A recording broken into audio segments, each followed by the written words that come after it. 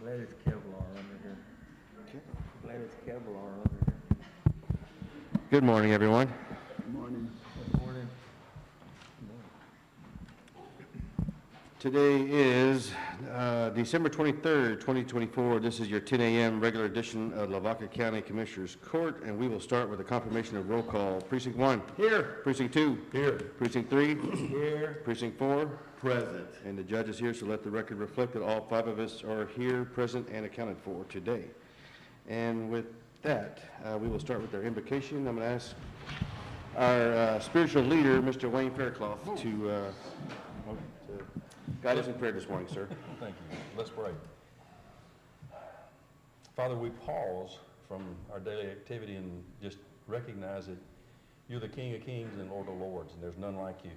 And God, we just praise you for all that you do and for all that you are. God, help us to walk with you. Help us to care like you care and to understand your ways. God, we love you and we thank you for giving the greatest gift of all, your Son. And I just pray, God, that you would grant us favor and grace and wisdom as we deliberate these issues before us today. And we just ask this in the name of Jesus. Amen. Amen. And now our pledges. I pledge allegiance to the flag of the United States of America and to the republic for which it stands, one nation, under God, indivisible, with liberty and justice for all. Honor the Texas flag. I pledge allegiance to thee, Texas, one state, under God, one and indivisible.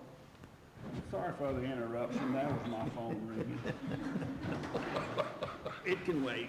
Thanks for reminding me. It might be somebody important. Sandy.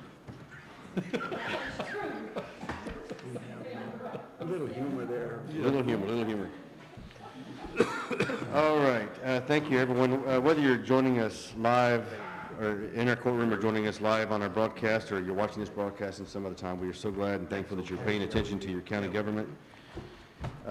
With that, we'll start in number 1. Any announcements? I have 2 announcements. Got 2 announcements, all right. First announcement is, a couple of weeks ago, we lost a neighboring county judge, Richard Meyer, from Calhoun County.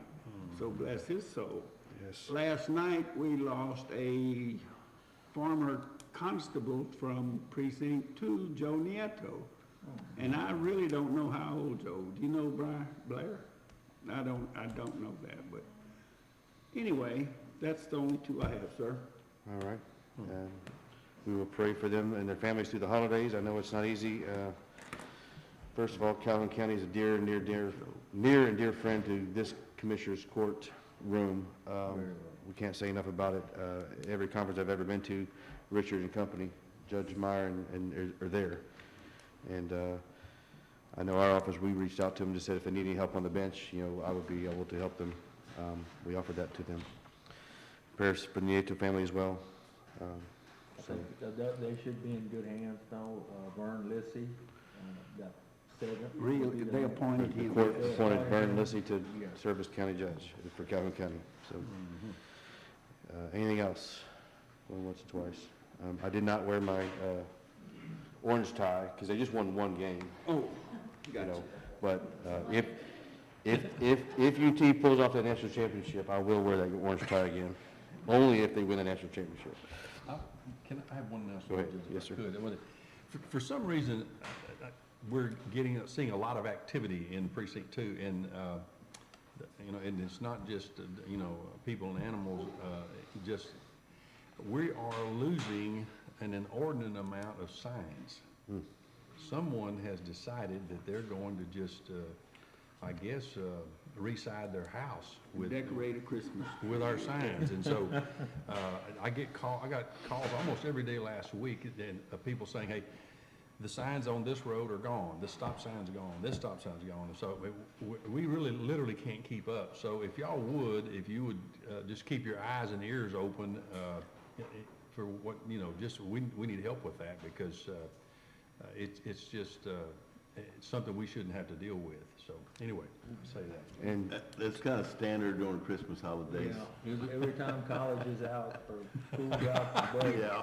it should not be standard through the holidays. But, while you're on that subject, I got a report about 3 of them found. And Oh, really? I'm gonna leave it that way, and out of precinct 3, and with the sheriff's department and myself, we kinda took care of that, Okay. pretty good.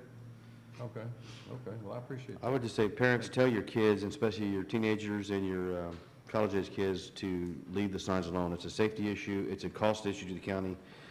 If you know that they've stolen the signs,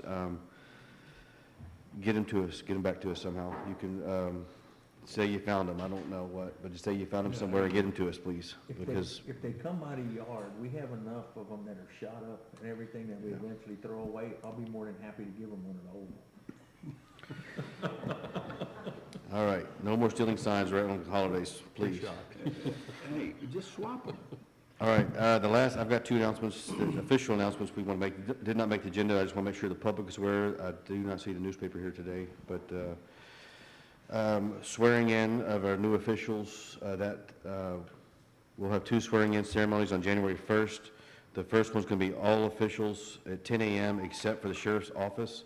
So all officials will be sworn in at 10 a.m. in his commissioner's courtroom, and then we've broken it up. The sheriff's office, the sheriff-elect, Stephen Greenwell, he'll be sworn in at 1 p.m., and then he'll swear in all his deputies as well after that at 1 p.m. So the public's welcome to attend any of those, either one if you want to. If you have nothing else to do on January 1, come by the courthouse. We will not be streaming that live, correct? Yeah, there will not be live streaming of that, just for technical purposes. But anyway, if you want to be a part of that and see how we swear in our officials, you can do that at 10 a.m. and 1 p.m. on January 1st. Anything else? Going once, going twice? All right, if nothing, hearing none, we'll go to number 2. Number 2, discuss and approve addendum 10 between Lavaca County and Local Government Solutions LP for the Lavaca County Attorney's Office to include a full licensed user, and that is found on page 1 of your packet. Do I hear a motion? So moved. Second. Motion made by precinct 4, second by precinct 3, to approve the addendum number 10 between Lavaca County and Local Government Solutions LP for the Lavaca County Attorney's Office to include a full licensed user. Any other discussion? Hearing none. All those in favor say aye. Aye. All those opposed, same sign. That motion passes. Number 3, accept monetary donation from Lake Robertson III to the Lavaca County Sheriff's Department in the amount of $1,000. That's found on page 3. Do you hear a motion? So moved. Second. Motion made by precinct 3, second by precinct 4, to approve and accept the monetary donation from Lake Robertson III to the Lavaca County Sheriff's Department in the amount of $1,000. Any other comments or questions? Thank you, sir. I'd say thank you, Mr. Robertson. I've known you for a long time, and we appreciate you donating all monetary contributions to the Sheriff's Office, EMS Department. That's just a welcome benefit to the county, and we appreciate them all. Hearing none, all those in favor say aye. Aye. All those opposed, same sign. Motion approved. Number 4, everyone's favorite person in the county is here to discuss Lavaca County Communications Committee update on the new 800 megahertz public safety system. Chief Michael Furr. Just want to be clear, I am not everybody's favorite in the county. Okay, maybe I misspoke, but Everybody. you're our favorite person of the county. Wait a minute. All right, good morning. Mostly. So Merry Christmas to our first responders too, who are now talking on our new system. Yes. This is something that has been a long road, and we are almost to the end. I did give a paper out to you guys, so you guys can kind of follow as we go, and if y'all have any questions as we go, please let me know, and if I have the answer, I'll give it to you, and if I don't, I've got people in here that do. So Lavaca County Public Safety is now live on the new system. All 4 police departments, sheriff's office, EMS, and all 5 volunteer fire departments are talking on it. We've done extensive testing, hooked into the text-sworn system, out of the text-sworn system, acting independent of our own system, and it's done great. So we are now, Motorola had contractors doing coverage testing. Last week, they completed, so we turned the system back on, and we are now connected with 30 or so different counties within this system. Excuse me, all 3 tower sites are broadcasting as they should, and all 3 independent VHF sites are broadcasting and receiving as they should as well.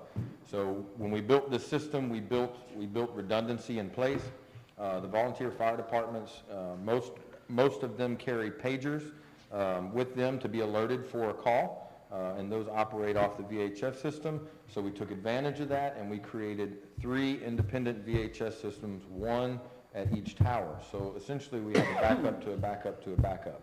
So if the 800 megahertz for some reason does fail for an intermittent amount of time, whatever that may be, maybe it be a couple hours, maybe it be a day for some reason, and we have to troubleshoot it, everybody in the county then goes back to their respective towers that they operate off of, and we continue to do that flawlessly. The consoles are also set up in dispatch to be able to do that immediately if that happens.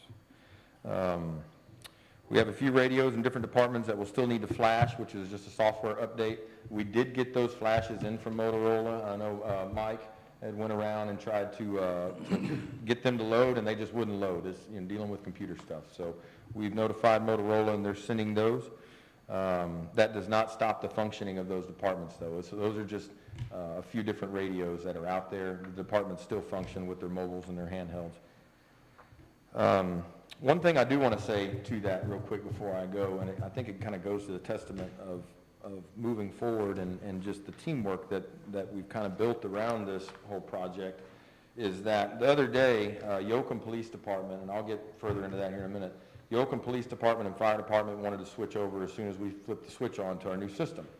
And what we found out is they had issues with their dispatch console. They have their own dispatch in Yoakum that they've used for years. And the problem came up in the evening, trying to figure out, well, it was one phone call to Moulton Police Department. I talked to Chief Byer and said, hey, I think that you guys have a couple of mobile radios that you're not using right now, the new ones. And he said, yes. I said, would you be willing to lend them to Yoakum until we can get theirs fixed and up to par? And the next morning, we had the radios and they were installed in Yoakum. So for right now, we have a couple of radios from Moulton that are installed in the dispatch of Yoakum, so they're able to operate. And their radios are now being sent off to be repaired, and then we'll get them back to Moulton eventually. So just want to say thank you to Chief Byer and Moulton for allowing us to do that. We did test the system independently, like I told you guys earlier, and that was independently meaning that we were not hooked into the TextWarn system. We just had our own system up and live. We each took a certain path away from the county. Chief Decker's path ended up in Smiley. For those of y'all who know where Smiley is, it's quite a ways away. He had connectivity on his handheld all the way from Hallettsville down to Cuero, up through Westoff to Smiley, and then over to Belmont, almost to Belmont, and then back. We have coverage in Luling, so I guess when we stop to Buc-ee's or something like that, you can still listen in, or Luling City Market, which is good. I went east and south. So east was fine, all the way to Altair and south to Garwood. And this, again, is just off of our towers. This wasn't switching in the system. Up to Columbus and back, talking back here inside the Colorado County Courthouse off my handheld, back to Hallettsville. So that was great. And then a few weeks ago, I took a trip to the coast and took my radio with me and was able to talk back here. This is when we turned it on to hook into the system, was talking back here from the Lake Jackson Home Depot or Lowe's parking lot. So no problem there. Sergeant, Texas? May have been. May have been. Building penetration is great, and that's another reason why we went with this, is building penetration traditionally on our old system is terrible. There were some things where you could get into the courthouse, but talking sometimes out of the basement of the courthouse, it wasn't going to happen. Some of our schools in our county, we weren't able to effectively communicate in and out of, and that since has changed. We've tested all of our schools, private and public in the county, and we can transmit and receive inside those, including everything in Yoakum as well. The dispatch consoles have all been programmed. Have a few more inputs that we need to make, but they're functioning as designed. They're now able to seamlessly communicate with surrounding counties without having to pick up the phone if need be. So traditionally, if we had law enforcement possibly had a pursuit that was going into Fayette County or going into Colorado County, they would have to pick up the phone and relay the message in between our deputies and their dispatch to talk to their deputies. Well, now it's just a click of a button, and they can communicate on their frequencies from the dispatch console, which is great. It's never really been able to happen before. And of course, we'll continuously be with dispatch, training as we go, showing them the full capability of the system and the consoles itself that they have, that they sit in front of there.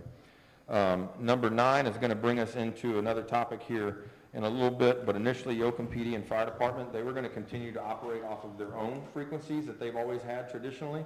I make the joke, but Mike Wick went to HEB in Yoakum and was talking back to us from inside the freezer, and he had Yoakum Police Department there with him, and they were very impressed with being able to talk outside or inside the freezer. So What was he doing in the freezer? I don't know. He was in the frozen food section. I'm not really sure what he was doing. Okay. But this is the extent. I mean, it's silly, but this is the extent of the testing that we've Yes. done before we decided to turn this back over to all the 300 and some odd public safety people out there in the county. So they also did a complete walkthrough of all school campuses in Yoakum as well. And it had the best coverage that Yoakum has ever seen, including their own system that's in their own town. And they're able to talk out of there. So from the day that we turned on that system, they decided to come over with us as well and talk off of it, when initially, again, they weren't going to. They were just going to have the capability to talk to us if they wanted to. Dispatch will now receive more hands-on training. We talked about that a little bit, and we'll continue to do that. This is an ever-evolving system. Training is never going to stop. New things come out, new updates come out with the system, and we'll continue to pass that on to the end user. And lastly, on that, one thing that we do need to get and we'll work on this in the next couple of weeks. I know I've talked to Naylene about it a couple times. We need to get some pest control for our shelters at our tower sites. We need to get that lined up as far as generator maintenance and propane and all that good stuff. Make sure that that is all on the same page and being taken care of in the background. So if we do experience power loss, we don't go, oh no, now what do we do? You know, we already have that going on in the background. So other than that, personally, I'm very pleased. We've talked about radios for probably 3 years now, and quite frankly, I don't want to say the word radio anymore. But I think everybody, and they may have some input as well, everybody that we've talked to has been completely impressed with the performance and just blown away with what it can do. So.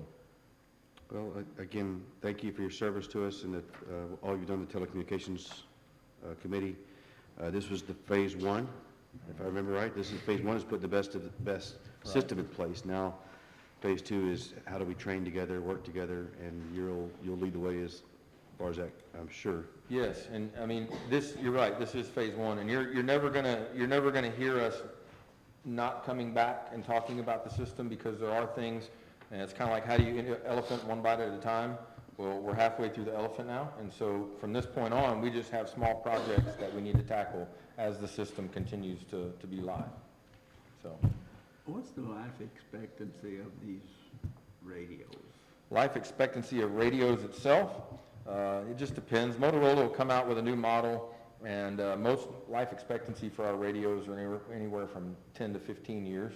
And it depends on how they're treated too.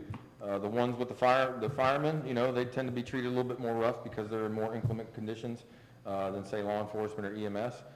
So we'll just keep an eye on that. And they can, as long as radios meet the specifications to our system itself, we don't have to buy a brand new radio every time. We can buy I say brand used, a newish radio. It can be used radio in good condition, and we have the capabilities to program those and put them in the field ourselves. So the system itself, though, is designed to be continuously upgraded and updated. You know, there may be a piece of machinery that does fail, just like computers do, that we may have to replace, but as far as upgrading the system, it's designed, we have the latest and greatest that there is out there, so it has the capability to be updated. And something to say publicly and to the court is the county funded this 100%. So taxpayer funded 100% from the county. We granted and we purchased the radios to give back to the police departments and fire departments. Now, those radios are granted 100% back to those departments. They're 100% responsible for the maintenance of those radios. If they break a radio, they need to fix it. Yes, And we've got agreements in place with all the entities, we do. correct? Yeah, I'm glad you bring that up. We do have agreements with every entity that has radios. We've been able to track serial number and county asset tags to every radio that's dispersed out there. And we will be, once a year at least, they will be required, and if not, we'll be calling and knocking on their door to give us a list of the radios they have in their possessions and do that audit. So we can make sure that ours is, when we get ours from the auditor's office, to make sure everything is in line. And just like a set of keys. Do that if we can, Okay, just to make sure, because our external auditors are gonna need that. sure. We already have it built out in a spreadsheet that we can share. We'll be here first week of January. Okay, yep. We can send that over. Will you bring us on file with the county clerk? Probably not, but I do have them in our possession, so we can get those to county clerk. Probably need to be filed up. Sure. So that we need to refer back to it? Yeah, You don't have to absolutely. call me? Sure. And that's part of it too, is that we talked about, they have the radio, but if they break it, or they need a knob, or they need break an antenna, or whatever the case is, they are responsible, and that's in the agreement as well. So we have provided the initial asset, it's their responsibility to maintain it and report back, so. And just to add, I mean, these are secure and encrypted radios. If someone loses a radio, we have the capability now of turning that radio off. Yeah. We can shut it down remotely, so it cannot be used against us in some way if it gets in the wrong hands. Correct. In the past, we have had some radios that have walked off and hadn't been followed up with, and that person, whether it be nefarious or not, has the capability to listen to what everybody is doing at that time.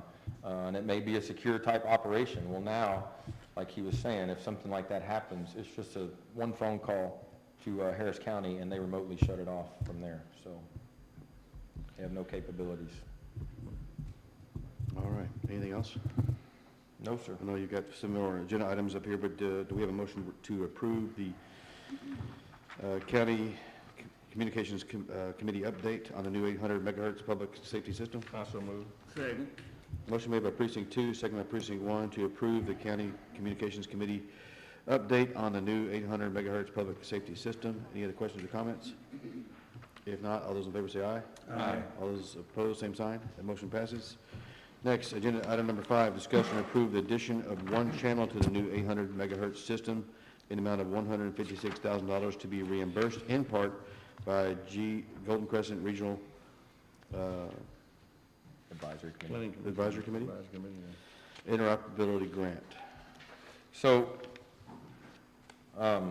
let's talk about the basics real quick of how this works. So we have a 4-channel system, okay, and we want to expand that to 5. The reason this came up is twofold. One, if you think back where I was telling you guys earlier a little bit ago, is that Yoakum PD and Fire Department were going to stay on their own, but just have the capability to talk to us. And then when they saw the performance of the system itself is when they made the decision, well, when you guys make the move, we're going to make the move too. And they're using their VHF stuff as backup now. Well, Yoakum Police and EMS is an increased traffic in our radio system, right? On a normal day, everything's going fine. We're operating the way we normally do. Now we've added another fairly busy city to the system with EMS and fire, so it does increase the radio traffic. So to put it simply would be, if we have a 4-channel system, if we had 4 radios keyed up at the same time trying to talk at the same exact time within the system, the 5th one that comes on that tries to talk can't talk until one of the other radios stop talking. Does that make sense? All right. So by adding the 5th channel now, that decreases the times or amounts that would happen. When would that happen? We've been live for what, 4 days, 5 days now? We haven't really had that issue at all. But if you think about the other day, we had a 1-vehicle rollover. We had 3 ambulances responding, a supervisor, fire department, law enforcement. That included Houtsville PD and the Sheriff's Office, Fayette County as well. Then we were talking to air medical assets. So in big events like that, when that happens, is most of the time when we would see an interruption on a 4-channel, right? Luckily, we made it through the other day. We really didn't have that many problems. But when you talk about mass casualty events and/or school issues, you know, and we have all these outside resources coming in, and everybody's trying to talk on the radio at the same time, we may see that. So when Yoakum said that, we also had Golden Crescent meetings going on, and the original grant was for around $86,000, and it was to replace all 3 VHF repeaters that we had in our county.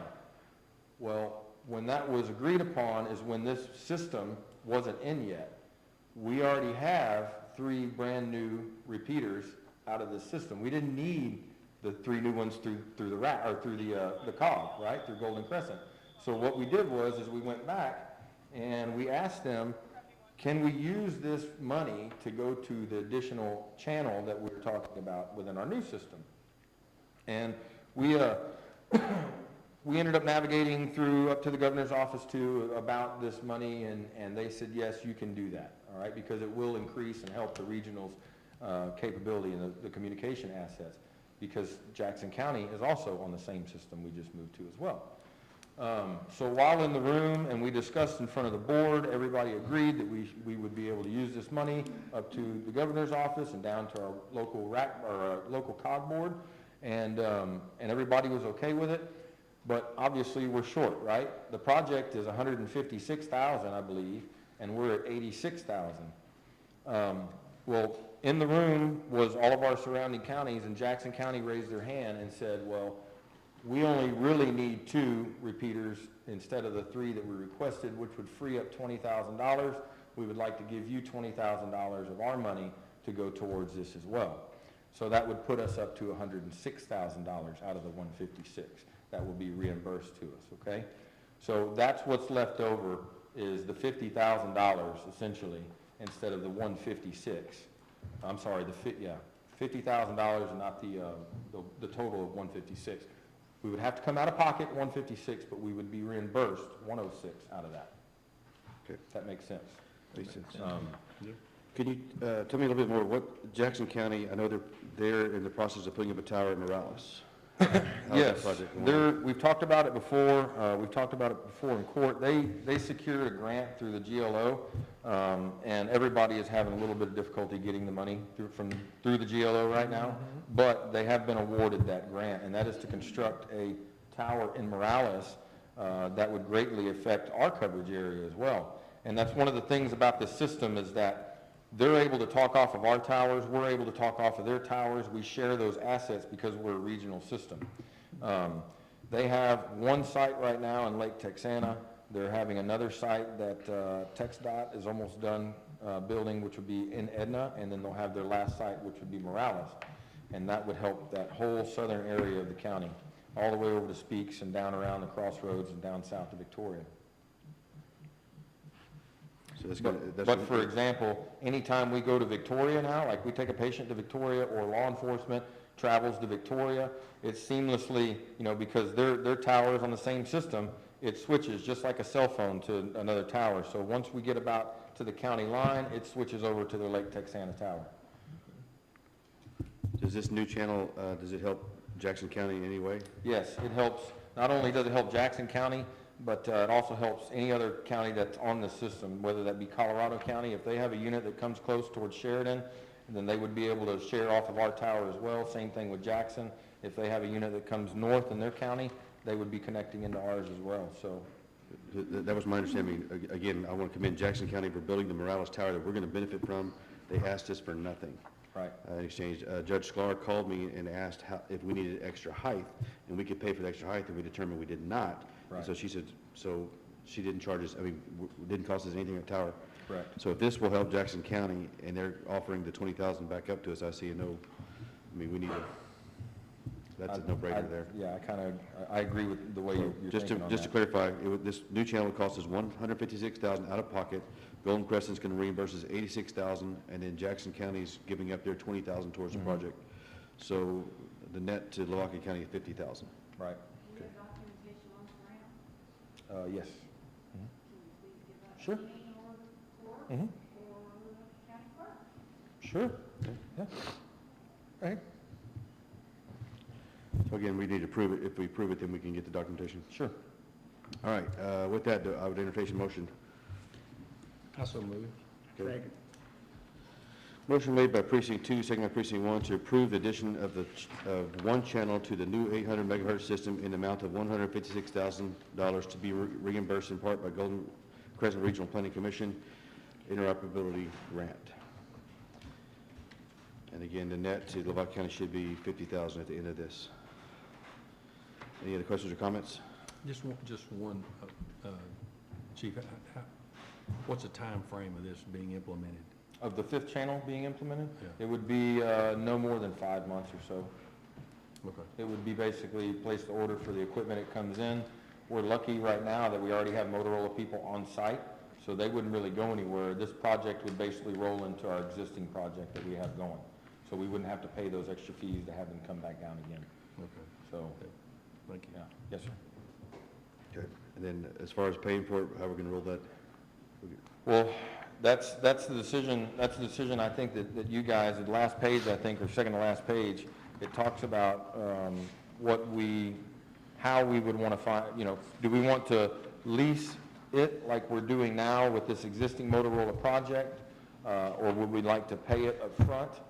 I think that's a decision that you guys want to make. It breaks it down here pretty good as far as what a lease payment would be like, or what it would be if you just paid it up front right now. Can we roll it into our existing lease that we have? That could be definitely talked about. Mr. Wick, do you remember them saying anything about that? We probably need clarification on that. I'm not sure. Yes. They talk about rolling it into our current lease agreement now. That way it would still be on the same Payment agreement cycle. that we currently have. It would be added to. Okay. So that would actually be broken up amongst the installments. And I think if that's well, either way, whatever case that is, it would be come back one more time. Here it is. They agreed to roll it into. Here's the paperwork, so you guys could see that as Okay. well. All right, that's, sounds logical. All right, so I had a motion made, Do we have money to pay for it outright? Well, we're gonna get reimbursed 2/3 of it. Yes, sir. yeah, So how would that be applied? If we do something else other than pay for it? Should we just pay for it and then get reimbursed at that point? I think if you decided to roll it into the lease, then once you get the reimbursement money, you could add an extra payment to that lease that we already have existing, or if you pay for it all right now, then we would just, yeah. So, I think either way, it's 6 one way, half a dozen other. If we roll it into the lease and we get the $106,000 from the COG, then we just add that to the big lease payment that we already have existing. Or if we want to pay for it out of pocket at 156, then we pay for it outright and then take the 106 as reimbursement. okay. Looking at the time, sorry. Yeah, go ahead. The interest, Sir? the interest on that? Mm-hmm. If we pay for it outright, we save quite a bit of money right there.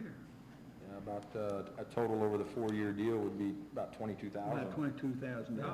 on interest. Where would the money come from to start with? I mean,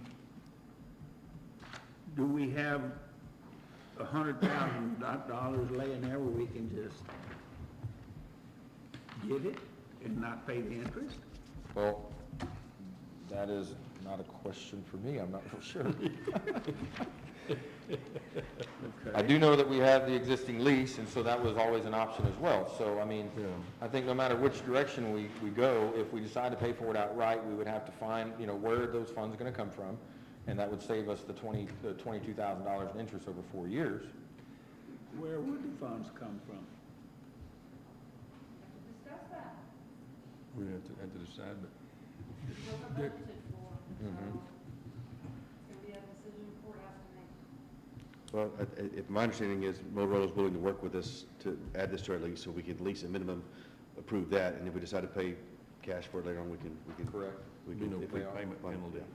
What's that? It's not, I mean, in the scope of, prepayment penalties, all in the right? scope of the project, it's not, this is Yeah. minor. We could discuss that next meeting in Okay, January. And that's true too, right? I mean, the goal today was to present this, let you guys know, feel you out, see what you think about this project, and then I can go back to Motorola and say, okay, this is what we're thinking about doing. We'll have that 22. Well, I think right now we're going to ask for the approval to, motion made by precinct 2, second by precinct 1, to approve the addition of one channel to the new 800 megahertz system in the amount of $156,000 to be reimbursed in part by Golden Crescent Regional Planning Commission interoperability grant with the contingency of we could roll this into the Motorola lease, or we can come up with the cash. Okay. And that's our discretion later on. Okay. And the court can decide that later. Okay. Any other questions or comments? I can have more information at the first sure. year's I meeting. mean, we've approved the purchase of it, we're gonna pay it one way or another, so. All right. Sounds good. All those in favor say aye. Aye. All those opposed, same sign. That motion passes. All right, next, number 6, accept monetary donation from Dixon Allen Foundation to Lavaca County EMS in the amount of $150,000 to be utilized towards the purchase and remount of an ambulance. Yes, sir. So we had written the Dixon Allen Foundation and explained to them, showed them costs, and they sent us a check back for $150,000 to go towards what you just discussed about as far as the purchase and the remount of a new ambulance. So again, just like we've said numerous times in this court, we're very blessed to live and operate where we do and have the Dixon Allen Foundation and other ones support us in our Absolutely. efforts. Do I hear a motion? So moved. Second. Motion made by precinct 3, second by precinct 4, to accept the monetary donation from Dixon Allen Foundation to Lavaca County EMS in the amount of $150,000 to be utilized towards the purchase and remount of an ambulance. Any other questions or comments? And other than to say thank you, Dixon Allen Foundation, Jesse Allen and Company, for all you do for us. We appreciate it. All those in favor say aye. Aye. All those opposed, same sign. That motion passes. Number 7, accept monetary donation from the Johnson Foundation to Lavaca County EMS in the amount of $100,000 to be utilized towards the purchase and remount of an ambulance. And both of these came in around the same time, same thing. We had written the Johnson Foundation and asked them for assistance as well, and they obliged and sent us a $100,000 check towards the purchase and remount of an ambulance. And again, a lot of this would not be possible if it weren't for these two foundations that continuously help public safety and healthcare in our county. It's not a secret. It's not a secret when it comes to roads. It's not a secret when it comes to buying paper for your office or an ambulance. Everything has gone up tremendously. Typically, we have an allotted budget for vehicles in our budget, and that wouldn't cover near the cost of a brand new ambulance if something were to happen. So we do appreciate their generosity in allowing us to get some of these things done. All right, do I hear a motion? So moved. Second. Motion made by precinct 4, second by precinct 3, to accept the monetary donation from the Johnson Foundation to the Lavaca County EMS in the amount of $100,000 to be utilized towards the purchase and remount of an ambulance. Any other questions or comments? Just one. Yes, sir. What is the approximate cost to outfit an ambulance? If I were to go purchase an ambulance tomorrow, brand new truck, brand new chassis, and outfit it itself, you're probably going to be close to around $400,000. Yeah. So the ambulance itself is around $300,000 to $320,000, and then you can add about $100,000 worth of equipment inside of it that's required. So yeah, it's quite a bit. Okay, thank you. No longer are the days of $115,000 ambulances. Well, okay. All right, had a motion made by precinct 4, second by precinct 3. Any other questions or comments? If not, all those in favor say aye. Aye. All those opposed, same sign. Motion passes. Again, thank you, Johnson Foundation. We appreciate you as well. Last but not least, from the EMS department, number 8, discuss and approve asset transfer of 2 concept seating high-back 24/7 multi-shift heavy-use office chair model 3142R1 from the Lavaca County EMS to the Lavaca County Sheriff's Office with the effective date of 1/1/2025. Okay, so we have a communications committee that's established, and it's been established. It's been working on radios. It's been working on policies, procedures in the background as well for communications. And obviously, we've polled. We've been in and out of dispatch as well, and we've polled dispatchers, things that they need, things they want as far as policies, as far as just things to operate. One thing that's always been very prevalent, believe it or not, is decent chairs. They do 12-hour shifts, and they don't have adjustable height desks in dispatch, so it's designed for you to sit there at the desk for 12 hours. When I asked I think the last I heard, there was a request from dispatchers to purchase a chair. It was like at the cost of around $500, and that was denied. So we, EMS, actually had some funds, and we purchased 2 chairs for dispatchers specifically for this, to make them comfortable while they're at work for their 12-hour shifts. And so hopefully with the approval of court and Sheriff-elect Greenwell, we can have this asset transfer happen. Just for clarity, the court did not deny that request. I'm sorry? Just for clarity, the Yes, court the court did not deny that. We did not That's require correct. that. That's Okay. not what I meant, but, Yeah. right. To those of you sitting in this courtroom today, imagine sitting in this courtroom in the chairs that you're sitting in for 12 hours shifts. Yeah. And that's a long time. So, So, and to speak, I didn't grow up in dispatching world. Everything that's been going on, I've been around, but I'm learning a lot more as time goes on, and the intricacies of this. And just like Judge said, imagine sitting in one place 3 days in a row, 12 hours a day, without an adjustable desk so you can stand up. You have to sit down, and you have to be comfortable. These chairs are duty mission specific. They're built for this. They have adjustable lumbar, air pumps in it. It's crazy. But they're heavy duty. These chairs are probably 150 pounds a piece. They come with a great warranty, and they're designed to be sat in.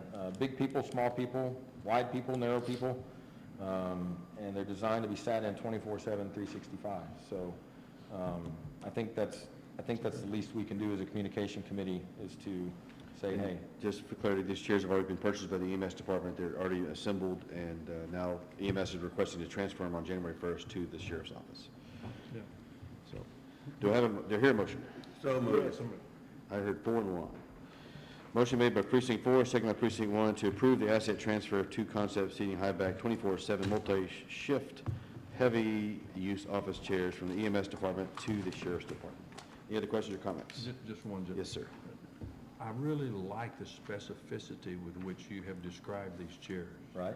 That's impressive, it really is. I mean, I'd never thought I had to do research on chairs either, Commissioner, but I did. we did a good job. I know those of you that have been working with me now for 4 or 5 years, you hate this phrase, but UHV, when I worked at the University of Houston, Victoria, they believed in buying the best chairs you could possibly buy for your office staff and workers. I mean, it's a $1,000 chair is not out of the question. If you're sitting there for 40 hours a week, that's your back, that's your life, that's alleviating some stress on your body. So enough said about that. But for someone sitting 12 hours a day in a chair, they need the best of the best chairs. So. Absolutely. All right, so a motion made by precinct 4, second by precinct 1. All those in favor say aye. Aye. All those opposed, same sign. The motion passes. All right, again, Michael Bird, thank you very much. You're probably tied to this next group coming here. I know we've asked you to sit in with them. Yes. And help them along the way. So if you want to volunteer to stay with them, you can. But number 9 is going to be a presentation from the Ezel community to implement an Ezel volunteer fire department. So if y'all gentlemen want to come forward and share with us what the good news about Ezel. And if you would, first of all, state your names for the court. My name is Jeff Patrick. Jeff Patrick? Okay. Brad Woods. And Brad Woods. And Brad, you're a longtime resident here of our courthouse. Brad was a former Veterans Administrator working on a volunteer basis when we were that one. So thank you again for your service to us as well. But Patrick and Jeff, you want to tell us what's going on in Ezel? Yeah, I just got a little bit of a speech I wrote here. So good morning, and thank you for the opportunity to be recognized today. My name is Jeff Patrick. I live in Ezel with my children and wife, who the children attend school in Ezel. My apologies, I'm a little nervous. Take your time. Sorry, take your time. Take your time. Mr. Brad Woods and I represent the Ezel Volunteer Fire Department. I'm current chief and president of the board of directors. Brad is assistant chief and the VP of the board. We have members filling in the captain and lieutenant's positions, as well as several gentlemen who have turned in applications to become members of the fire department, of which one is a paid firefighter from Missouri City. We also have a special forces medic that has expressed interest in applying. We have received an enormous amount of support from the community, as well as the surrounding fire departments and the Fire Chiefs Association. The Ezel Volunteer Fire Department's mission statement is as follows: The purpose of the department is to organize, train, and equip members to preserve and protect life and property from fire and emergencies, and to serve as a support organization to the surrounding fire departments. The ideals and backing of this mission statement can be found in the bylaws and SOGs, which you'll have a copy of. We have adapted and voted on. These bylaws and SOGs were adapted from the bylaws and SOGs still in use at the fire department I came from in Needville, Texas. These bylaws and SOGs have served that department for 75 years. Assistant Chief Woods has taken many steps throughout the process of getting the fire department to where it is currently, from the first community meeting at the Eazell School up until now. Currently, we have submitted the Form 202, the certificate of formation, to the Secretary of State. We're waiting for that to return so we can obtain our EIN and then submit the 1023 form for the 501c3 status. The Golden Crescent Planning Committee has given us a physical address in the community where the fire station will be constructed. In the coming weeks, we'll be planning fundraising efforts to help with the cost associated with the build. We have spoken with area fire chiefs concerning the response area that we're looking to serve and have come up with a proposed area to take to the Golden Crescent Regional Planning Committee. Once the Golden Crescent Planning Committee has given the okay, we will then look to the Honorable Judge Keith Mudd for his approval to the response area. We look forward to serving Eazell and surrounding communities to the best of our ability. Thank you for the opportunity to present this information to the court. All right, thank you. Questions or comments from the court? I think it's a good idea, you know, that direction. You have, you know, Yoakum, Hallettsville, Sweet Home, and that Eazell is kind of out of the way there, that I'm sure to help the public in that area.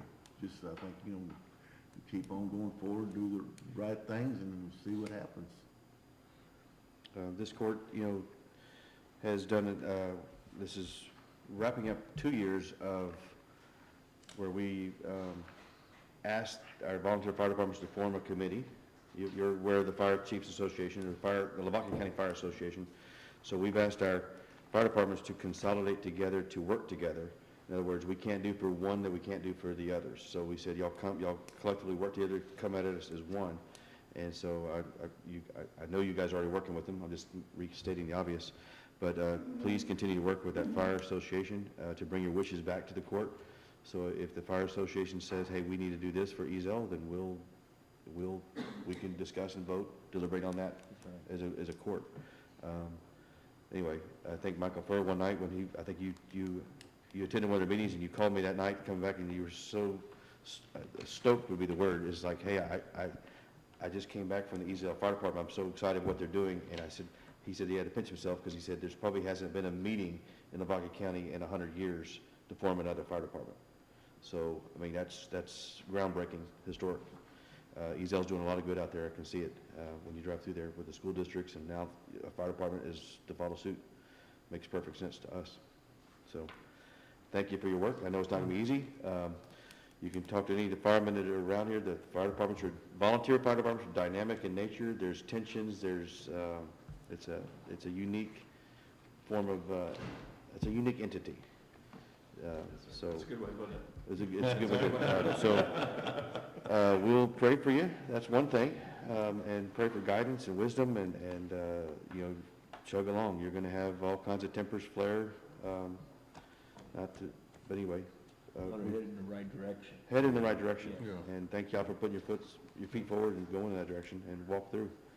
And we'll help you get there if we can.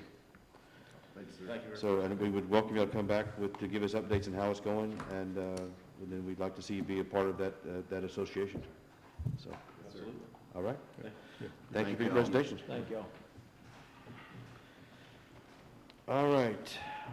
I don't think we need to vote on anything on number 9. Number 10, discuss and approve a temporary construction license agreement for proposed driveway improvement between TxDOT and Lavaca County, located along US Highway 77 and FM 957. I don't know where the FM 957 comes in, but specifically, we are talking about the annex parking lot.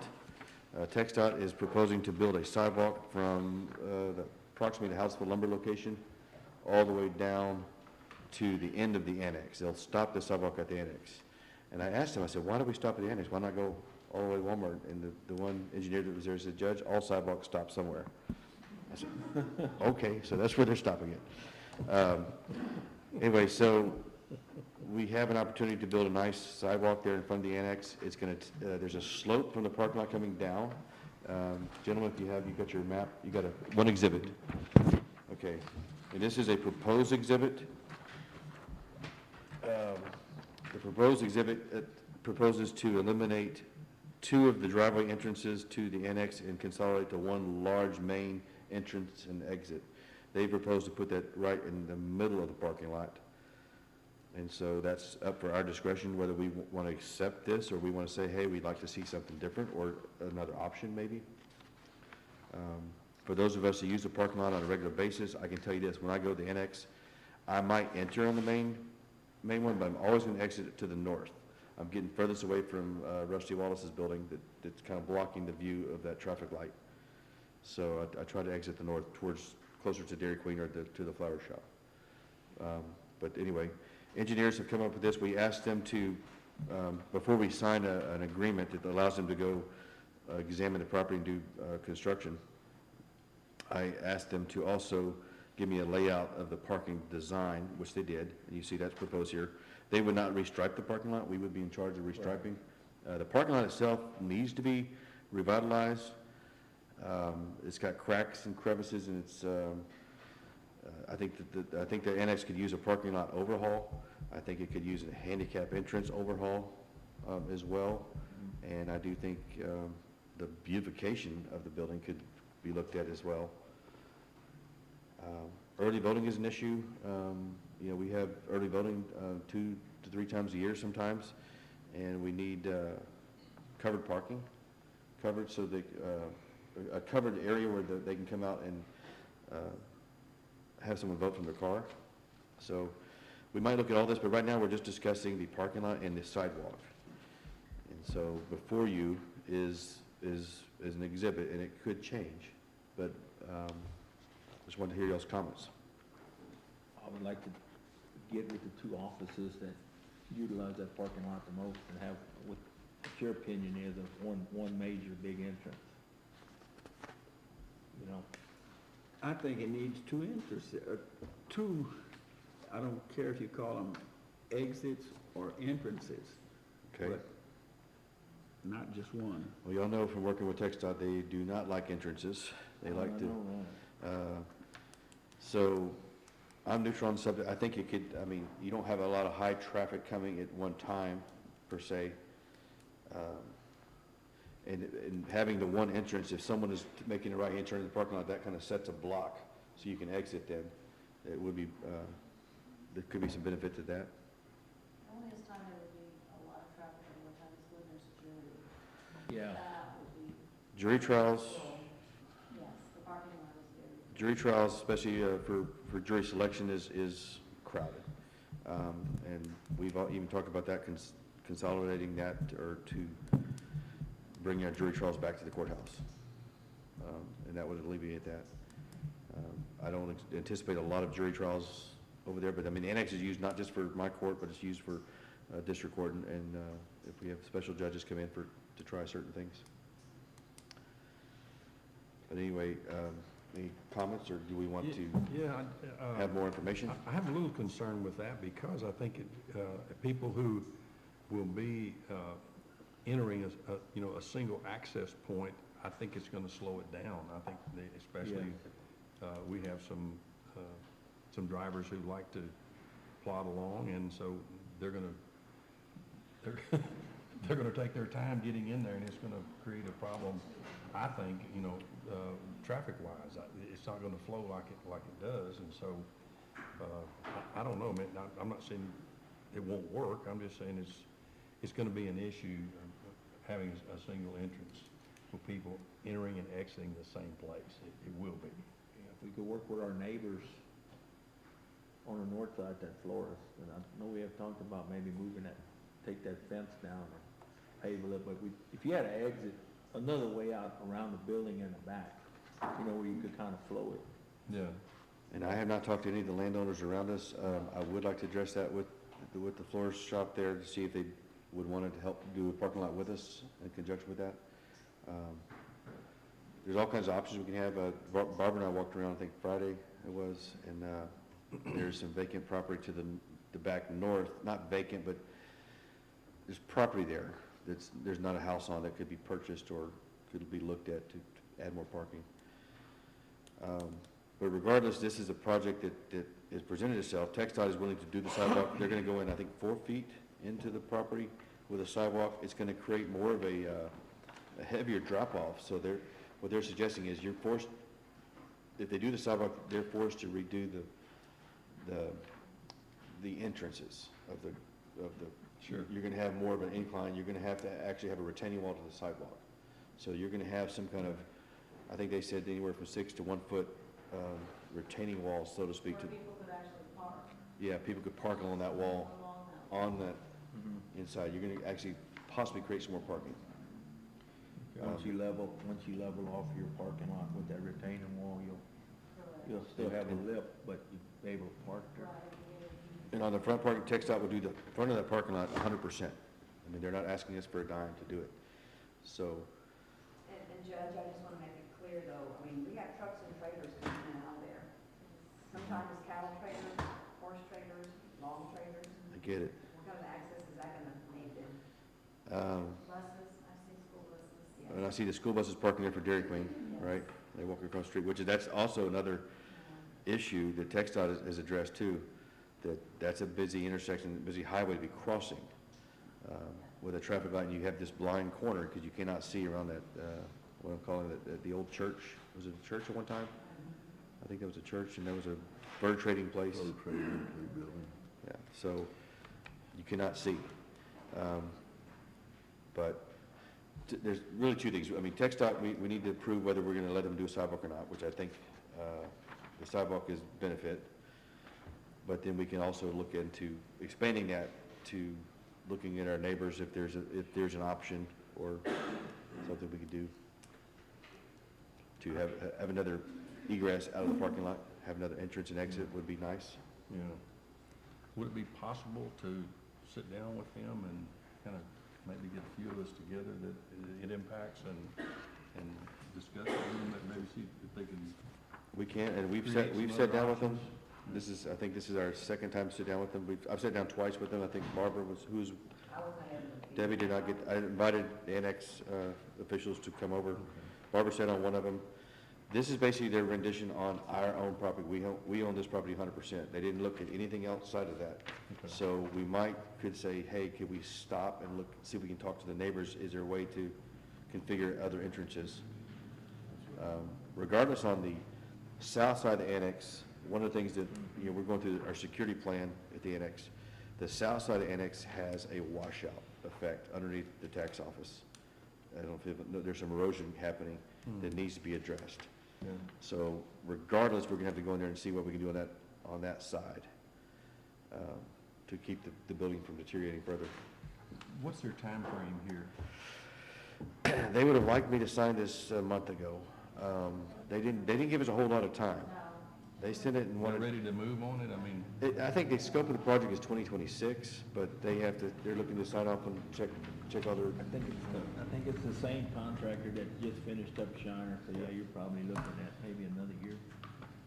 But they like to get the ball rolling and ready to stake everything. yeah. And I don't think, I mean, it's not, we don't have to decide this today. I don't intend for that to happen. But I just wanted to, this is the exhibit he wanted me to sign off on the construction project, and I had to sign off on the exhibit. Well, this exhibit came in last week, finally. yeah. The first exhibit had Didn't set no exit. 3 entrances, eliminating 1, had 2 entrances, and then we asked them, we want to redesign the parking lot, so this is what they came up with. Okay. Well, my interaction with them has been interesting, to say the least, because I've got multiple bridges that have been cleared to go, and yet, we should have had construction begin in January, and here it is December, and no construction has commenced. And so I get a call last week that they want to shut down County Road 245 and start on that bridge December the 30th, which I find the timing to be very interesting with that. So I just, their time frame is very different, you know, Yeah. than ours. It's always delayed. And so, You're usually, as a commissioner, you're usually the last one to know and the first one that's gotta move. well, I had them out there doing core samples on 244, and they blocked the road. And they said, well, we gave you notice, and I went back and I said, no, you didn't. And so we had a little tete-a-tete on that, because I did not get notice. I got notice from an 85-year-old lady calling me at night, saying, I can't get to my house. There's a truck blocking the bridge. And I'm like, this is dangerous. Y'all gotta do a better job than this. So, anyway, I don't mean to turn into a session, but, you know, I get you. I feel like, you know, everything, what I see here, you know, is negotiable. I think it needs to be well thought out before we just agree to do that. Like you're saying, if we got, we're a unique community, and in fact, we're gonna have trucks and trailers and buses and things in there. And so, I'm just, I agree. anyway. And then again, if you lay out the parking lot, let's just say the parking lot was designed where we put curbs and different things inside the parking lot, then you're eliminating trucks and trailers pulling in there. It's just been what people are used to, because it was an old grocery store parking lot. There was no parking there, you just pull up there and park wherever you want to. But at minimum, let's do this. We brought this before the court. What I'm hearing is I think we need some more time to deliberate over this parking lot design.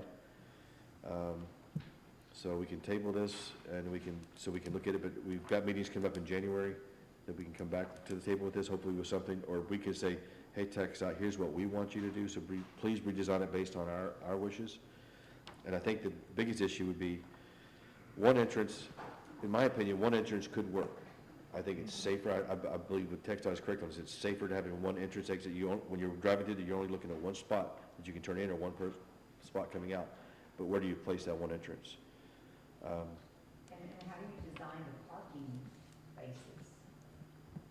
Because right now you're coming in the middle and you have to go to the very front of the buildings, right and left, and you have parking. We may have to look into redesigning, coming in, putting them at a different angle. to Well, fit more.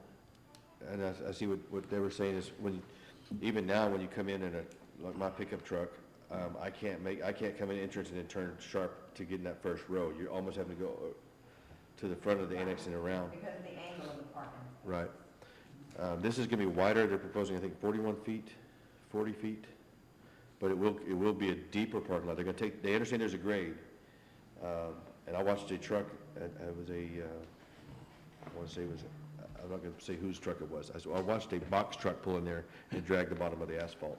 And I saw which truck is doing that on a regular basis. So the TxDOT knows there's a grade issue there when the trucks are turning in. So they see the scarred roads as well. So they're gonna fix that. So they're gonna make our entrance go further in at a better slope. But anyhow. Most likely we'll lose parking spaces then. Not necessarily. Their proposal, you wouldn't lose what they have. You might gain some because you'll take some ability.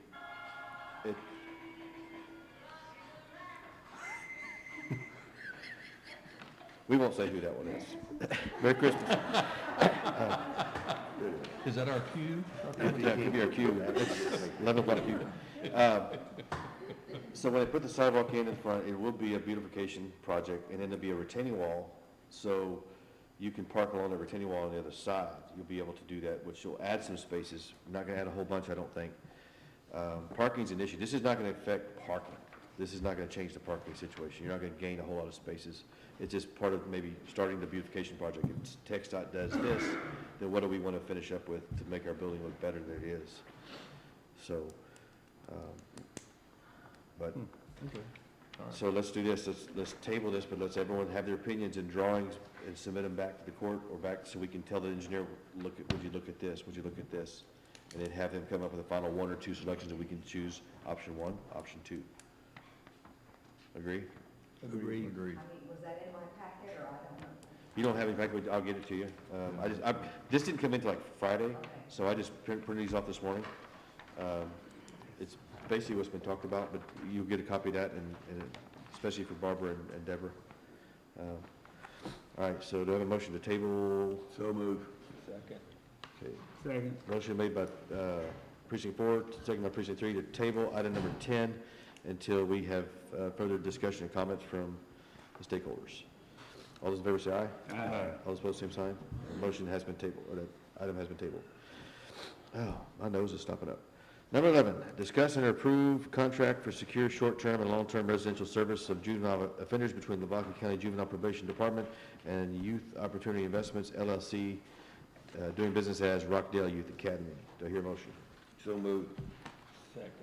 Motion made by precinct 4, second by precinct 3, to approve the contract for secure short-term and long-term residential service of juvenile offenders between Lavaca County Juvenile Probation Department and Youth Opportunity Investments LLC, doing business as Rockdale Youth Academy. Any other questions or comments? If not, all those in favor say aye. Aye. All those opposed, same sign. That motion passes. Discuss and award vegetation bid for Lavaca County roads. Basically, we had, one bid on the, from Vegetation Management, Services, and they're as follows: chemical mowing and turf mowing. Estimated 200 centerline miles of treatment per application is $100 a mile. Estimated 400 centerline miles of treatment per application, that's the contractor supplies like herbicide, $100 a mile. Treatment per acre is $50 per acre. Edge of pavement treated per centerline mile is $80 per mile. Bridge treatment is $300 per bridge. Now, brush spraying, estimated 200 centerline miles treatment per application, $500 per mile. Estimated 200 centerline miles treatment per application, and this is where the county supplies the herbicides, is $250 per mile. And alternated treatment per acre application, contractor supplies the herbicide, is $150 per acre. And your alternative is $5,000 a tank to spray with weeds or whatever you need. And that's pretty much how I judge it. I'll get him to spray a couple tanks and tell him to do the vegetations like cane poles or weed sash hanging over or anything like that. So. Kenny, is that a 500-gallon tank? Mm-hmm. Is it a 500 gallon tank. Yeah, okay. So I'd like to make a motion. Second. Would you finish your motion, please? That's good. No. He's the only bid. I make a motion to accept it. And he's been spraying for us for several years now. The name of the company is? It's Vegetation Management Services. Okay. So you're making a motion to accept the bid in its entirety? Yes. Okay. Second by precinct 3? Second. 24? Yes. All right. Motion made by precinct 3, second by precinct 4, to accept and award the bid for vegetation bid for Lavaca County roads to Vegetation Management Services. Any other questions or comments? Hearing none, all those in favor say aye. Aye. Those opposed, same sign. That motion passes. Number 13, discuss and approve certificate of exemption from subdivision requirements for Andrew Finger. That's out of precinct 1, found on page 33 through 36. This is piece property 10.88 acres on County Road 14, which is down below Speaks. And all the parcels have existing access to a public road, which is 14, and are a minimum footage to Lavaca County Road, private road 1069. So, with that being said, the Lavaca County will offer them, or extend them, the exemption from subdivision regulations. I put that in form of a motion. Second. Motion made by precinct 1, second by precinct 2, to approve the certificate of exemption from subdivision requirements for Andrew Finger as submitted. Any questions or comments? If not, all those in favor say aye. Aye. All those opposed, same sign. Motion passes. Number 14, discuss and approve video magistrate services agreement between Net Protect LLC and Lavaca County. That's found on page 37. Is there any JP here or Sheriff Greenwell that wrote the grant? Do you want to, anyone want to, Sheriff-elect Greenwell? Anyone want to say anything? I will. Not to put you on the spot, sir. I thought Judge Hall was going to be here, but she's not. She's tied up in traffic? Oh, she was called out to an inquest. Okay. I won't joke then. Good morning, Commissioners, Judge, Good morning. Court. So as I'm sure we all understand or can surmise, a jail can be quite a dangerous place. When you're incarcerating drug dealers, child predators, individuals with mental health issues, and that is currently where the magistrate, the 4 JPs, and obviously I can speak to some familiarity with this, having been at JP1 for a couple years and been in that jail quite a bit.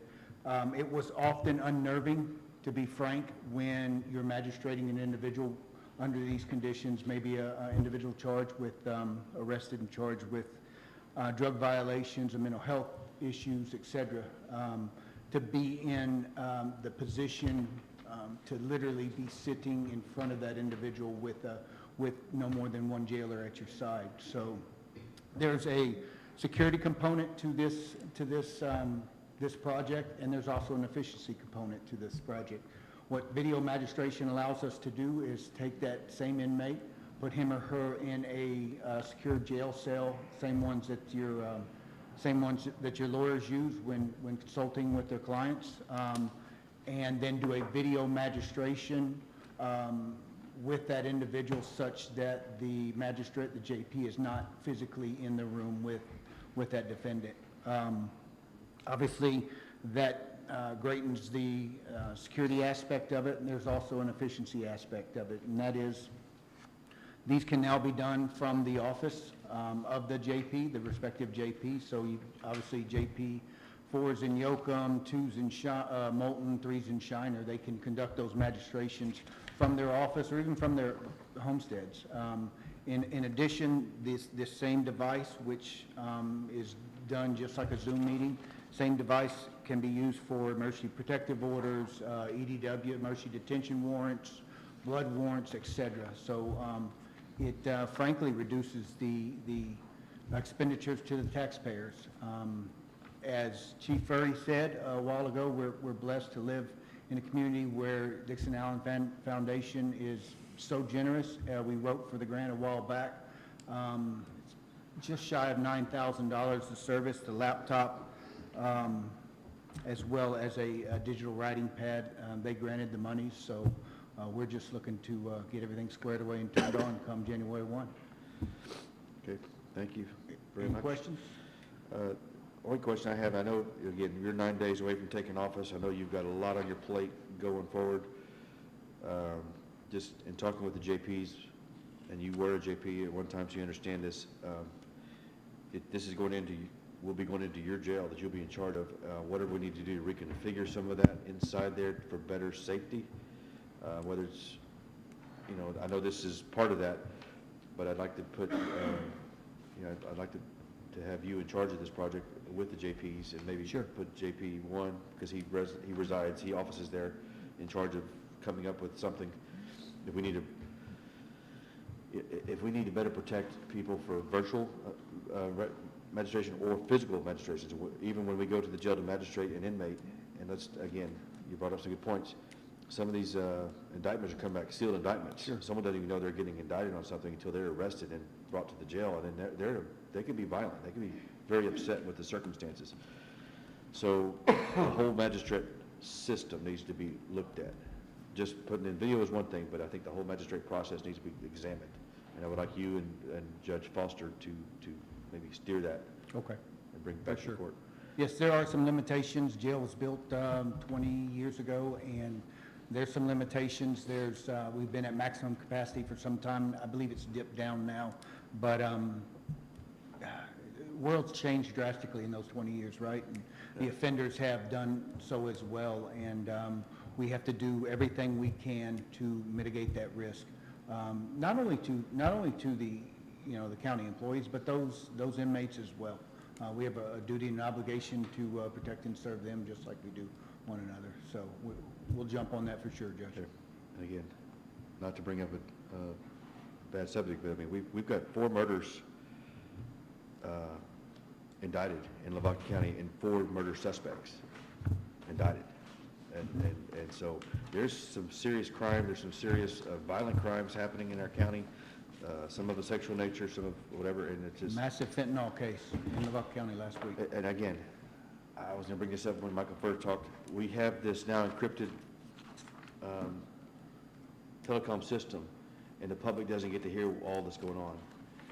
And because you mentioned it, there's a massive fentanyl case, a fentanyl arrest. Yes. What, you want to? 11,000 kilograms, so about 5.4 million lethal doses of fentanyl tested pure. Yeah, 11, how many kilograms? 11 kilograms, so it's about 20. 11 kilos of fentanyl was busted in Lavaca County last week, on arrest, just on a traffic stop. 11 kilos, enough to kill how many? 5.4 million lethal doses. Enough to kill 5.4 million lethal doses of fentanyl was found in Lavaca County. So this is serious stuff, and then some of these people, they don't want to go peacefully. So we need to protect everyone. We're protecting law enforcement in the field. We got to protect our judges in the jail and in the courtrooms. I know you're going to take the lead on that coming up in January. I've heard your plans, and we're going to take this up, and I'm going to address that at the end of our deal, some of our timing. But anyway, thank you. Yep, thank you all. Appreciate you writing the grant, appreciate you getting this done for us, and do I hear a motion on approving the video magistrate services agreement? Yes. I heard 1 and 3. Motion made by precinct 1, second by precinct 3 to approve the video magistrate services agreement between Net Protec LLC and Lavaca County. Any other questions or comments? If not, all those in favor say aye. Aye. All those opposed, same sign. The motion passes. Number 15, discuss and approve the burn ban status. Mr. Tim Decker, representative of the Fire Chiefs Association, coming forward with bad news, I think.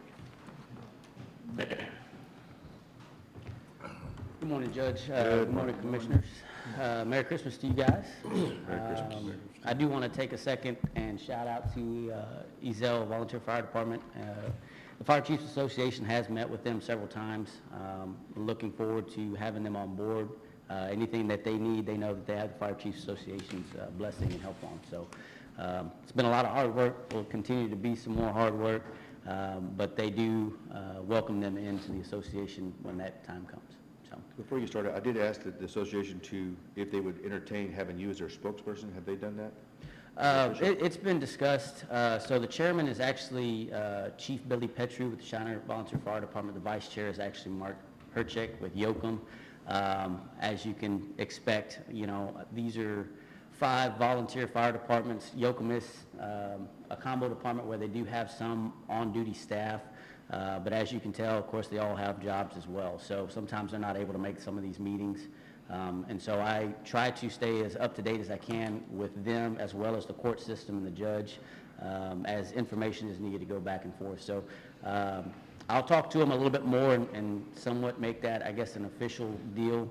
But they do understand that I'm kind of the mediator between the two. So again, if you guys have questions or concerns, I can always reach out to them. This burn ban was brought up here recently with the rains that we've had. I did poll the fire chiefs in that. We did receive a good amount of rain. Some people received upwards of about 1.5 inches. Some people got 0.2. We are in a better place than where we were. Of course, y'all know when it was kind of hot outside, we were in the high 700s. Today, we're currently at 647. That numbers came up slightly since we've had the rains just because of the lack of rain. As you can see in some of our other areas, we have a max of a 701 and a minimum of a 579. And just as a reiteration, that KBDI number of what those are, that measures the saturation of the soil that many inches down. So 5.79 inches down is how far you have to go to get that moisture in the actual soil. So that rain that we did get, it did catch some of those root systems in the grass. You're going to start seeing a little bit of green grass pop up, which is great. That's great for fire control. But as of right now, polling the fire chiefs, they're not quite comfortable with letting the burn ban status off. Gonzales just went off this past week. They're currently sitting at a 632. It's just lower than we are. Their court system doesn't have like an activation mechanism. They base it solely on the commissioners and the judge. While we still respect y'all's decision on whatever that might be, you can lift or enact the burn ban whenever you see fit. It was kind of the understanding that you guys would reach out to the fire chiefs and just get their perspective on things, and hence this is why we're just kind of going over this. I think a lot of it has to do with the number that we're at, of course, is 647, but we still have a lot of dry grass on top. We have a lot of frontal winds that kind of come through, so the moisture that sits on top of the ground is quickly dried off with the winds that come through. We still have a lot of dry grass that's sitting on the top that's dead. If we can get some more green grass, some more growth to that grass, that really inhibits a lot of that fire spread, and that's the main thing that we're worried about when it comes to the burn ban, is the spread of those fires from controlled burns. So right now, polling the fire chiefs, all four, unanimously voted to keep the burn ban on. One thing that I think we haven't fully talked about within the Fire Chiefs Association is the mechanism of taking these burn bans off. Again, the decision is solely you guys' with the Fire Chiefs Association's information put forward, but I think we can probably come up with a better mechanism as far as how to evaluate the KBDI and a few other things to take these off. And I will take that back to them and talk with them as well. But that's what the fire chiefs have come up with now. But I'm happy to entertain any questions that you may have or concerns, and even take those back to the Fire Chiefs Association as well. And do you want to elaborate on Gonzales County Judge Davis and company took their burn ban off for a week? I mean, just to give some relief, I think is what they were trying to do. I am not strongly urge people to use caution, and they may put it back on. Sure, and I didn't talk to the judge over there or the emergency management coordinator in Gonzales County either. So I can't speak to too much on what their perspective is on that week, I guess, if that's what it is. Again, that's something that we can talk about to the Fire Chiefs Association. I don't want to speak out of line with not having them here to discuss that, but that might be an option or something that we can talk about in the future. I think another thing that doesn't necessarily weigh as far as number-wise is just the remembrance that, our volunteer fire departments are volunteer. And with the holidays around, we've got volunteers that are out of town at family services or family gatherings. And so, when that pager does go off, if there is a fire, we don't know how many may be able to respond. And so I think that was part of a decision within their organizations as well, as the amount of responders that can respond to fires at this time. We do have some rain coming this week. I'm pretty sure we'll get some. We don't know how much. And actually this week the humidity is decently high. The higher the humidity is, of course, the more moisture content that the grass and the vegetation is going to have, which will slow fire spread as well. But until that comes, we can't know for sure what that'll bring. Again, to reiterate to the public, if we leave the burn ban in place, that doesn't prevent you from burning your paper and boxes, as long as you have a barrel with a lid on it. And so yes, very much so. So you can still burn trash during the burn ban, as long as you have it in a container and it's with a screen to keep any kind of debris that's coming out or wind that might pick up. That's how we can control the spread on that. You can still have a fire for cooking food, i.e. if you want to barbecue or grill over a fire, you're welcome to do that. And if for some reason you have to create a fire for warmth, you can do that as well. But again, if you're burning a half an acre brush pile for warmth, that's pretty warm. So we don't really advise that.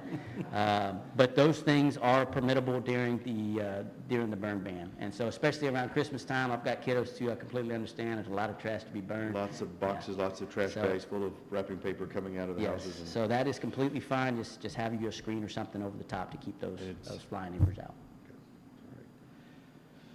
Any comments from the commissioners? Just a question, if I could. Go ahead. So, you've given us a lot of information. I apologize. My mind tends to wander sometimes. So the consensus of the Fire Chiefs Association is to continue the burn ban? Yes, sir. It's to keep the burn ban on, yes. When every fire chief was asked, they all voted unanimously yes to keep it on, to keep the burn ban going. Okay. And again, like we have been, this is something we can continue to address. We can talk each week or each commissioner's court meeting and find out when we can or if we want to keep prolonging the burn ban as well. Anything else from, Thank you. going once, going twice, to hear a motion to, I'll entertain a motion So moved. for, what is your motion for? Keep it? Nobody wants to say it. The burn You ban. don't want to know what I want to say. I don't. Judge, I move that we keep the burn ban in effect. Okay. Motion made by precinct 1 to keep the burn ban in effect. Second. Second by precinct 2 to keep it in effect. Any other questions or comments about keeping the burn ban in? The only thing I will say is, and I was going to say this to the last, our next scheduled meeting is January 13th. We can always take the burn, can we take the burn ban off with the executive order? Yes. I believe we can. Yes, Yeah. you can. Okay. So, but it has to be ratified. I can make an executive order to put a burn ban on or off, and then within 7 days, we have to meet. Yes, sir, to ratify. reevaluate. Okay, so, We can do that. but talking with Sheriff-elect Greenwell, he just left the building. I know they had to leave for another meeting. We're possibly looking at having a special called meeting on January 6th, I believe is what we were thinking, to discuss some changes to the Sheriff's Department. January 6th. So just pencil in January 6th as a potential special meeting. 1, 2, 3, I know y'all love meetings. First Monday in January. So if we get some significant rain, we could lift it. We can, yes, I can talk to the Fire Chiefs Association, and we can sit back and It reevaluate. would be a Christmas miracle and Christmas blessing, sir, so we'll pray for rain. Judge, if I could, One more, yes, sir. Go one ahead. question. Go ahead. Could we kind of, would it be okay would it be okay to restate the fireworks policy? Because I think it's worth reviewing. All right, we had a special, first of all, the burn ban eliminates fireworks. That's what the burn ban did. We had a special call meeting, was it last week or week before? Last Friday? Anyway, we had a special call meeting About a week ago. to allow certain fireworks to be sold and certain fireworks to be popped.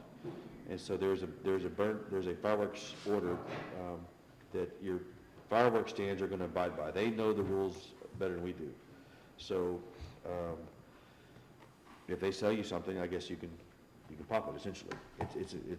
That's the burden's on the fireworks stand. Yes, the fireworks stands know that they're not supposed to sell any stick-lit fireworks, i.e. your old bottle rockets, and then missiles with fins is what we went up with. So you can still pop what we call the mortar rounds, which is what you would put in a tube, you light it, and it goes up, and it pops real nice and pretty. That's what everybody thinks A about. Roman candle is, Roman candles, sparklers, all those are still able to be popped. And the reasoning for those is those are still area fireworks, but by the time they come down, they've already cooled off to where they're not really ignitable. The missiles with fins and the sticks continue to burn even after they've come and dropped, hence the reason why they can fly up to a quarter to a half mile away, start a fire, and they wouldn't even know. And then by the time the fire department's notified or gets out to that, it could be acres and acres on fire, especially with the dry tinder on the ground. So that's the reason why a lot of the counties have changed their burn bans, and when they put them into effect, they say no fireworks with sticks or missiles with fins of that nature. okay. Or sky rockets, I believe, is the technical word for the bottle rocket. Gotcha. Thank you. All right. Is that clarify? Yes, sir. Okay. Thank you. So if your fireworks are selling them, you can probably pop them.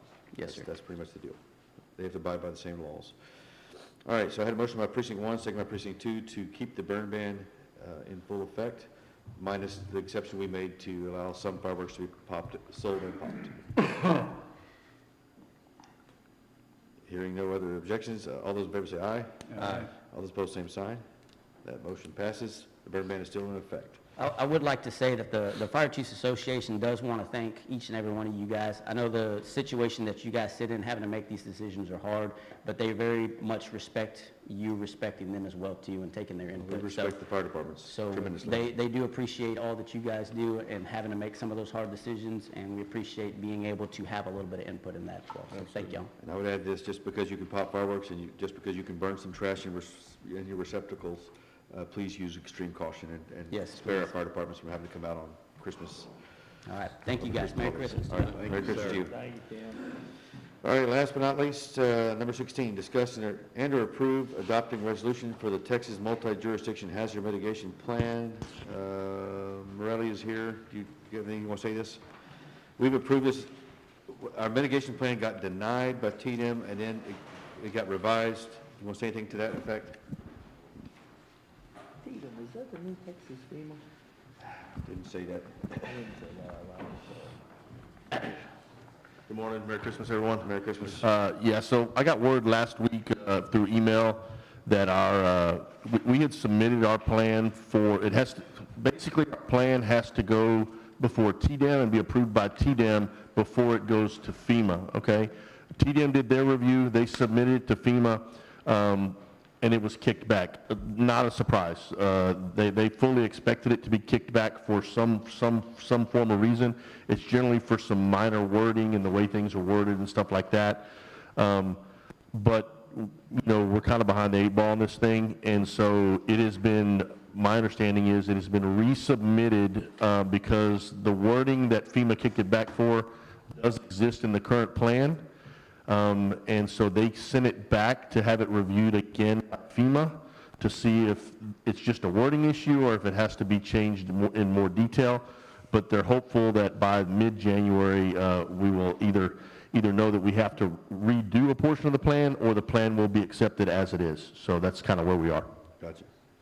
All right, so the resolution we're doing today to approve this is on behalf for FEMA's resolution.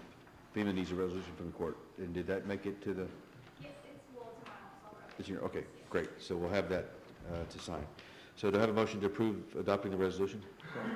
Second. Motion made by precinct 3, second by precinct 4 to approve adopting the resolution for the Texas Multi-Jurisdictional Hazard Mitigation Plan. Any questions or comments? Hearing none. All those in favor say aye. Aye. All those opposed, same sign. The motion passes. Next up, consent agenda. Do I have a motion to move into consent? Second. Motion made by precinct 1, second by precinct 2 to move into consent. All those in favor say aye. Aye. All those opposed, same sign. Motion passes. We are in consent. Our microphones will go off until we're out of consent.